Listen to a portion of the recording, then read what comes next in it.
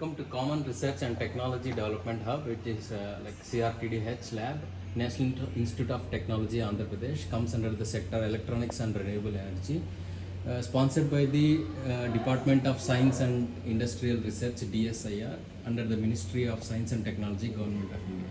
The point of contact for this CRTDH lab is Dr. V. Sandeep and Dr. P. Shankar, Project Managers, NIT AP. Now let's enter into CRTDH lab. So let us see the overview of this lab. This lab has been equipped with microgrid setup consisting of solar, wind and energy storage technology, along with power stacks of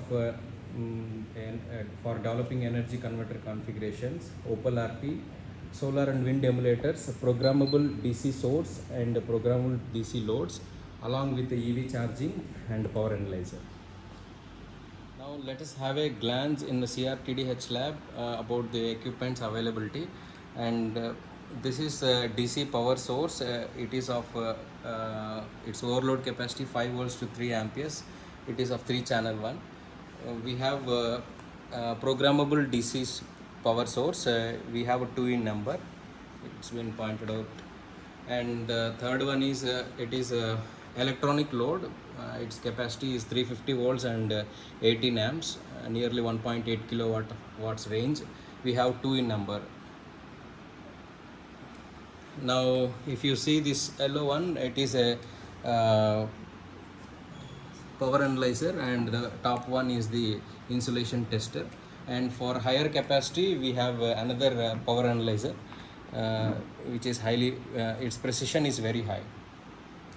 Now let's glance on the solar emulator, which is connected to grid, and whatever it is viewing, it is solar emulator which ranges from 0 to 300 volts, and its power capacity is 3 kilowatt.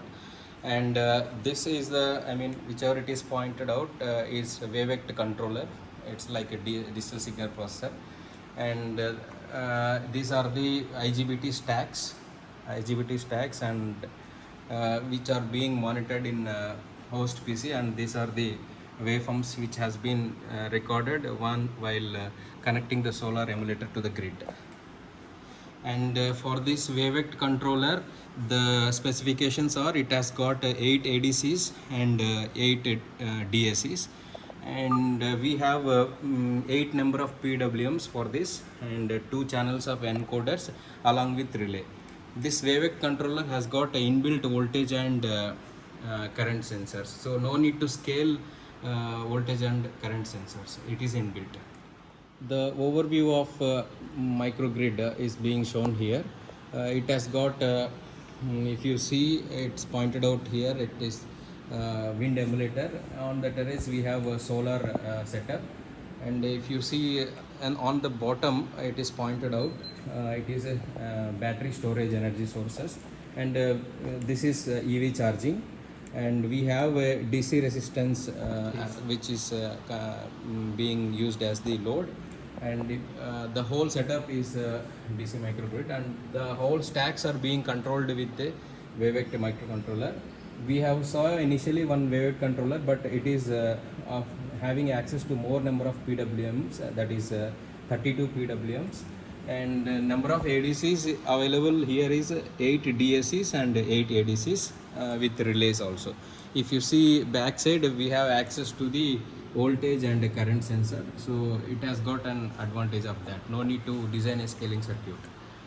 And to control entire stacks of power, IGBTs and all, we have a dashboard.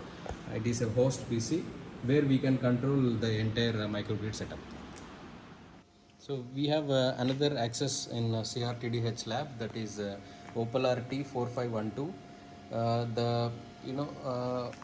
In research point of view, the way we can use this Opal RT is like we have to make a dashboard which has got console window as well as the main window, and this one is the main subsystem, and this one is the console system. Here we have what our model, whatever the power circuit we have designed in MATLAB, that will be created as a subsystem, and here in console window we can control the parameters. So whatever may be the model, finally while dumping into the OPLRT, we have to make these two blocks. After that only we can make use of this OPLRT. This OPLRT can mimic the real world equipments with a percentage of 0.8% error. So on the terrace we have a real-time PV configuration which is a 4x2. Its total capacity is 2.5 kilowatt. Now if you see on the top, now we are viewing at 1 kilowatt Archimedes model wind turbine.